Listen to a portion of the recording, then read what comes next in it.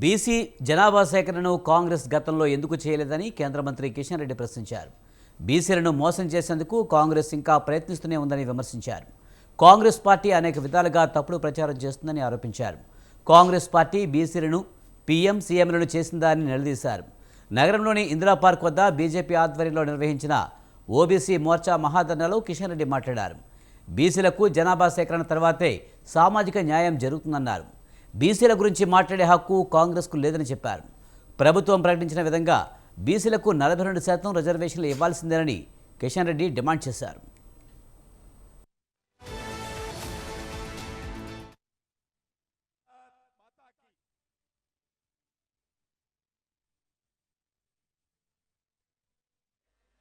అనేక మంది ఇతర రాష్ట్ర నాయకులు, వివిధ జిల్లాల నుంచి వచ్చినటువంటి జిల్లా అధ్యక్షులు, అదేవిధంగా ఈ కార్యక్రమంలో పాల్గొంటున్నటువంటి బీసీ సంఘాల పెద్దలు, పార్టీ కార్యకర్తలు, సోదరి సోదరుమణులు, పత్రికా విలేకరులు క్షమించాలి. ఈరోజు భారత ప్రధానమంత్రి నరేంద్ర మోడీ గారు సుమారు 10 కోట్ల మంది రైతుల అకౌంట్లో సుమారు 20,000 కోట్ల రూపాయలు ఈరోజు డిజిటల్ ట్రాన్సాక్షన్ కింద వేయడం జరిగింది. ఆ సందర్భంగా రంగారెడ్డి జిల్లా యాచారంలో రైతు సమ్మేళనంలో పాల్గొనడం కోసము ఉదయం బయలుదేరెళ్ళి అక్కడి నుంచి వస్తా ఉన్నాను కాబట్టి ఆలస్యమైంది అనేది భావించొద్దని చెప్పి ఈ సందర్భంగా కోరుకుంటూ, మనకందరికీ తెలుసు కాంగ్రెస్ పార్టీ ప్రభుత్వము మరి కాంగ్రెస్ పార్టీగా అధికారంలో రాకముందే కామారెడ్డి డిక్లరేషన్ పేరుతో ఆ రోజు మరి మేము అధికారంలోకి వచ్చినటువంటి 100 రోజుల్లో ఈ యొక్క బీసీలకు సంబంధించినటువంటి 42% రిజర్వేషన్ ప్రక్రియ ఏర్పాటు చేస్తామని చెప్పడం జరిగింది. కానీ ఈరోజు 2 సంవత్సరాలు కావస్తుంది. 2 సంవత్సరాలుగా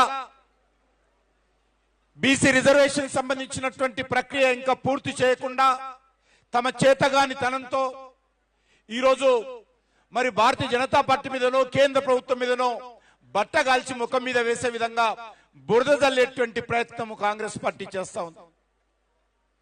ఈరోజు కాంగ్రెస్ పార్టీ తీసుకొచ్చినటువంటి 42% రిజర్వేషన్ అది బీసీ రిజర్వేషన్ కాదు, బీసీలకు మేలు జరిగేటువంటి రిజర్వేషన్ కాదు, బీసీల సంక్షేమం కోసం తెచ్చినటువంటి రిజర్వేషన్ కాదు.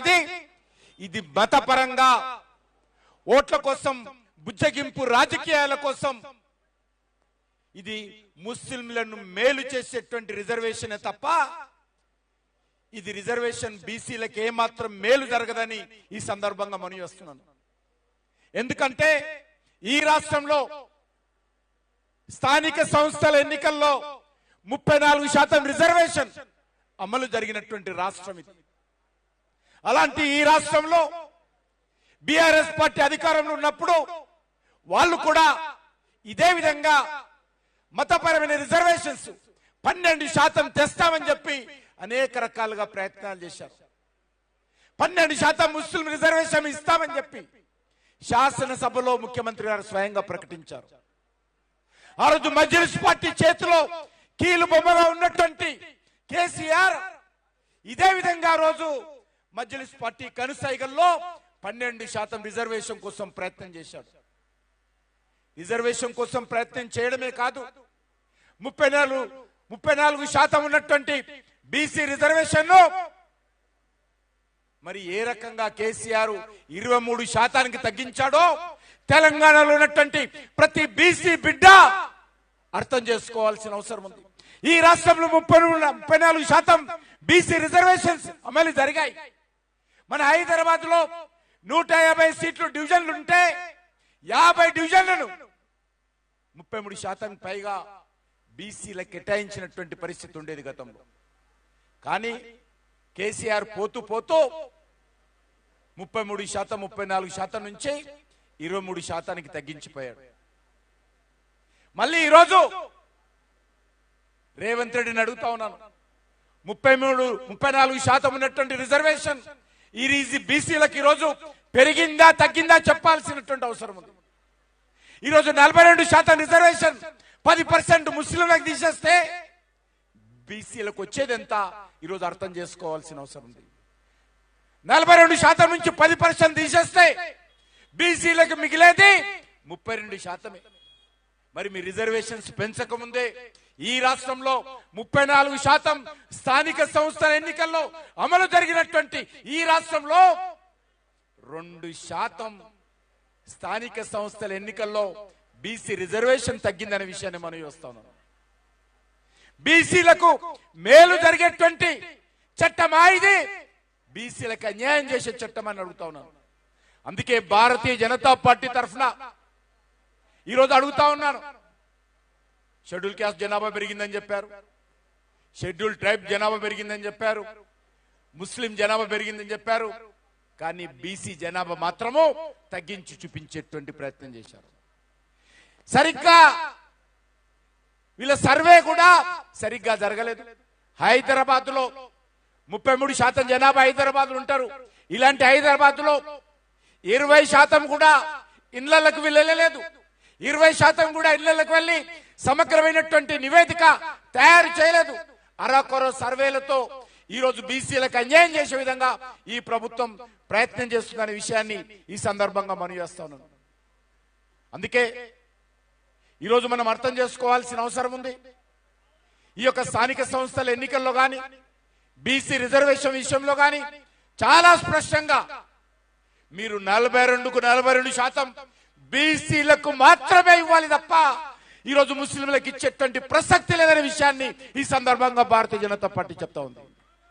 బీసీలకు న్యాయం జరగాలంటే, నిజంగా బీసీ జనాభాకు అనుకూలంగా రిజర్వేషన్ పెరగాలంటే ఖచ్చితంగా 42కు 42% ఏదైతే మీరు 10% ముస్లింలకు ఇస్తున్నారో అది తీసేసి బీసీలకు ఇవ్వాల్సిందిగా నేను ఈ సందర్భంగా డిమాండ్ చేస్తా ఉన్నాను.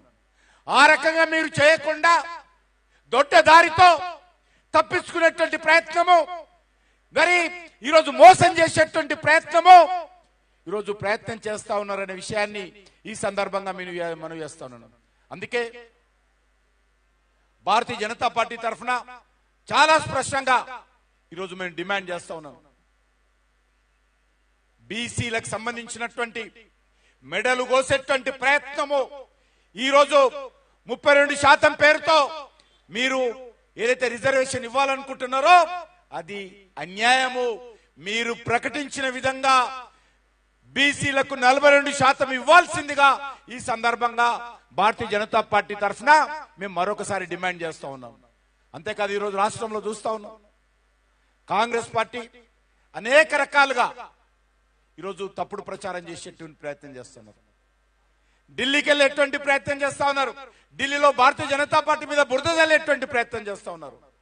కానీ రాష్ట్రంలో ఉన్నటువంటి బీసీ సామాజిక వర్గాలకు భారతీయ జనతా పార్టీ తరఫున నేను మనవి చేస్తా ఉన్నాను.